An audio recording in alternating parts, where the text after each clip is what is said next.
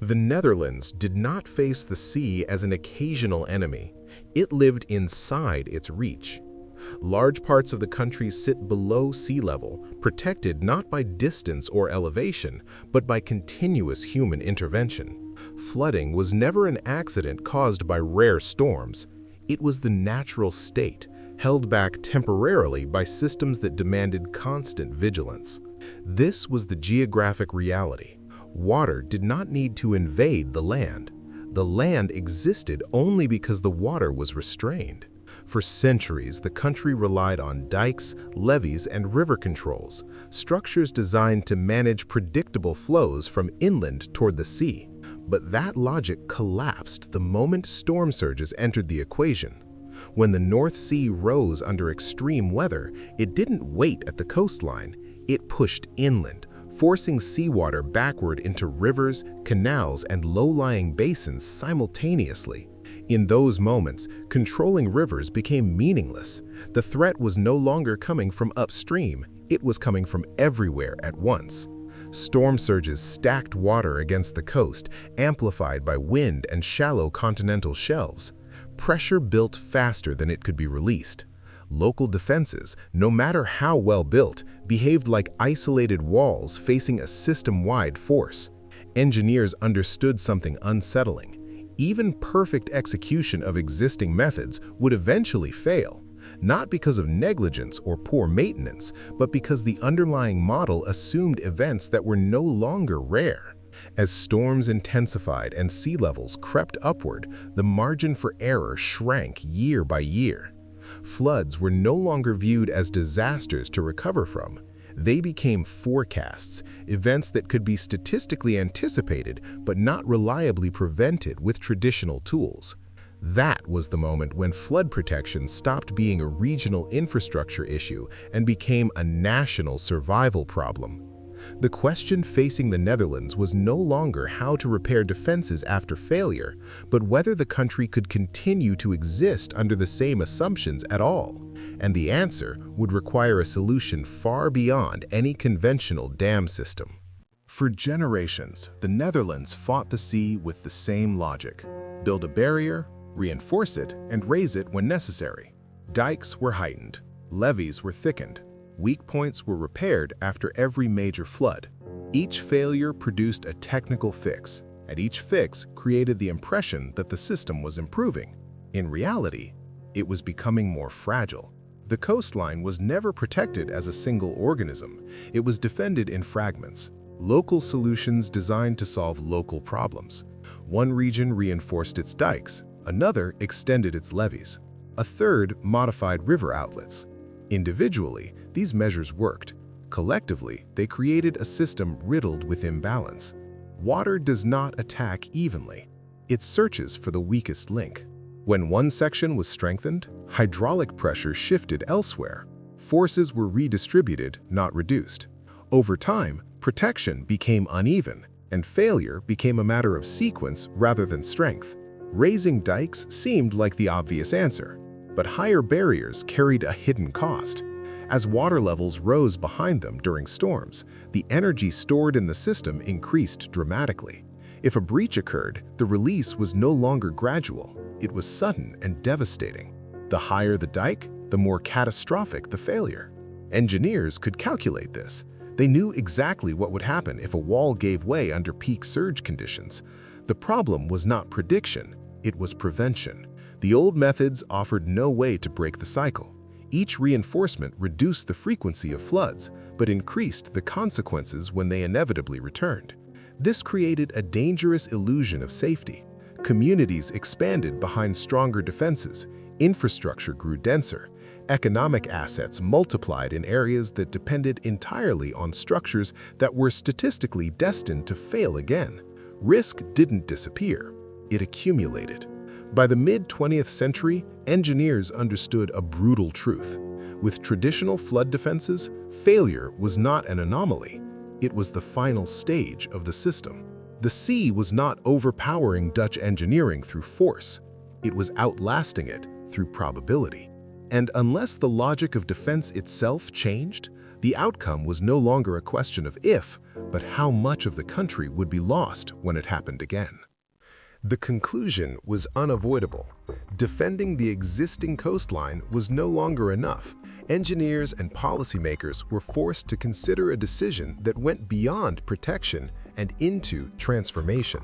Instead of reinforcing what already existed, they would redesign the coastline itself, closing off entire estuaries where rivers met the sea. This was not a defensive upgrade. It was a national experiment. Estuaries were not empty spaces. They were economic lifelines. Shipping routes, fishing grounds, tidal ecosystems, and local economies depended on the daily exchange between fresh and salt water. Closing them meant choosing safety over systems that had functioned for centuries. The risk was fully understood. By sealing these waterways, engineers knowingly threatened ecological collapse. Saltwater species would disappear, sediment patterns would change, water quality would shift in ways that could not be fully predicted. The sea would be kept out, but life shaped by the sea might vanish with it. Yet partial protection was not an option. Mathematically, the system could not tolerate gaps. Leaving even one major estuary open would concentrate storm surge forces elsewhere, increasing water levels beyond design limits in adjacent regions. The sea does not respect administrative boundaries. It responds only to pressure and volume. Protecting some areas while leaving others exposed would not reduce risk. It would amplify it. This forced the most difficult realization of the entire project.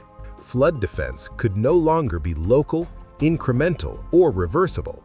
It had to be comprehensive, permanent, and coordinated at the scale of the entire country. The coastline would no longer be shaped primarily by nature. It would be actively engineered. This decision transformed flood protection into something unprecedented. What emerged was not a single structure, but a national system, later known as the Delta Works, designed to hold back the sea by fundamentally altering how the land and ocean interacted. But by closing the coast, engineers introduced a new danger, one that would haunt every calculation that followed. Once the coastline began to close, the nature of the risk changed completely. The greatest fear was no longer that the sea would break through a single weak point. It was that the system designed to stop the water could amplify it instead.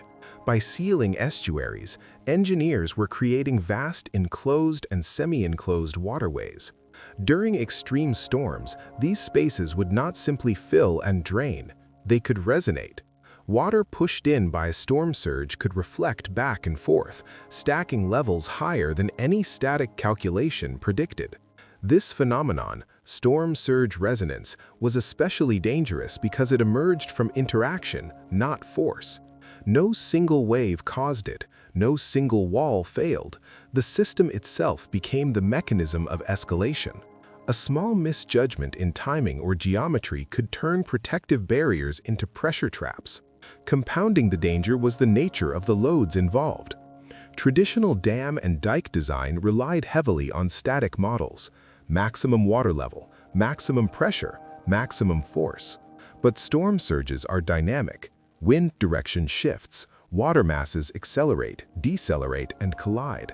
Forces peak briefly, then disappear. Those peaks were almost impossible to model with certainty. Engineers could estimate them, they could simulate thousands of scenarios, but they knew that the worst case might still exist outside the envelope of their calculations. And unlike earlier systems, this one offered almost no forgiveness. The margin for error had collapsed. A miscalculation of centimeters in water level or minutes in barrier closure timing could push loads beyond structural limits. If that happened, failure would not be localized. It would propagate rapidly through connected waterways, flooding vast regions before any corrective action was possible. This was the nightmare scenario. Not a broken dike, but a perfectly functioning system designed to the wrong assumptions. Every calculation carried that weight. Engineers were no longer designing for average extremes. They were designing for events that might occur once in a century or once in several centuries, knowing that if they were wrong even slightly, half the country could be underwater. At this point, flood defense was no longer about resisting water. It was about controlling when and how the sea was allowed to enter the system at all. And that requirement forced a solution no fixed dam could ever provide. The breakthrough came when engineers accepted a difficult truth. A permanently closed system would eventually fail. No fixed dam, no matter how strong, could safely contain a dynamic sea forever. The forces involved were not constant. They changed with wind direction, storm duration, tidal phase, and long-term sea level trends. Designing a static barrier for a non-static enemy was a losing strategy. So the logic of flood defense was inverted. Instead of asking how to keep the sea out at all times, engineers asked a different question. When is it actually dangerous to let the sea in? That question led to a radical concept, the movable barrier. Rather than sealing estuaries permanently, massive gates would remain open under normal conditions, allowing tides, sediment, marine life, and shipping to pass freely. Only during extreme storm surges would the barriers close, temporarily transforming open waterways into protective walls. This single shift rewrote the rules of dam design. The system no longer needed to resist constant pressure. It only had to perform flawlessly during rare, high-risk events. But that introduced a new demand: mechanical reliability under forces that might appear only once in a century. When these barriers closed, they faced water loads comparable to those of the largest fixed dams on Earth. Combined with waves, turbulence, and rapidly changing pressure, every hinge, seal, actuator, and locking mechanism had to work perfectly after years, sometimes decades, of remaining idle. Failure was not an option. Yet the most critical detail was not strength. It was how the system was allowed to fail. Engineers designed the barriers so that if something went wrong, if a component jammed or a control system malfunctioned, the result would not be sudden collapse. Loads would redistribute. Partial closure would still reduce surge levels. Energy would be dissipated rather than released catastrophically. This philosophy, fail safely, not heroically, was what made the system viable. The result was the Delta Works. Not a single dam, but a coordinated network of barriers, sluices, and movable gates that balanced ecological continuity with national survival. The sea was not conquered, it was given rules. And for the first time, those rules applied at the scale of an entire country. The Delta Works was never meant to be admired. It was meant to be endured.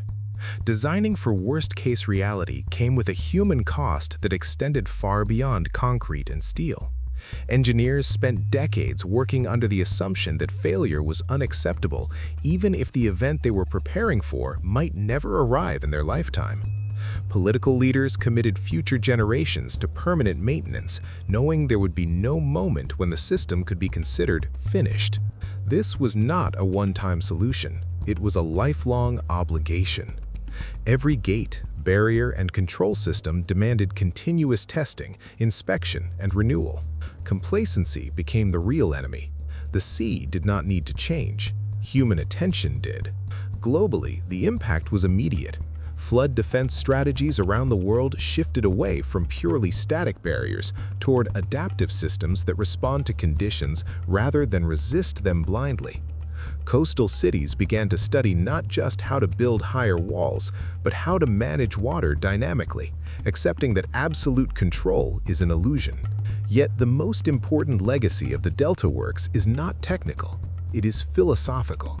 This project proved that survival in hostile environments does not come from dominating nature, but from understanding exactly where its limits lie, and designing systems that acknowledge human vulnerability instead of denying it. The Netherlands did not defeat the ocean, it built a fragile balance with it. And that balance holds only as long as it is respected, maintained, and never taken for granted. The Delta Works is often called a monument to engineering. In reality, it is something far more serious. it is a warning, cast in concrete, that living below sea level is not a victory over nature, but a permanent negotiation with it.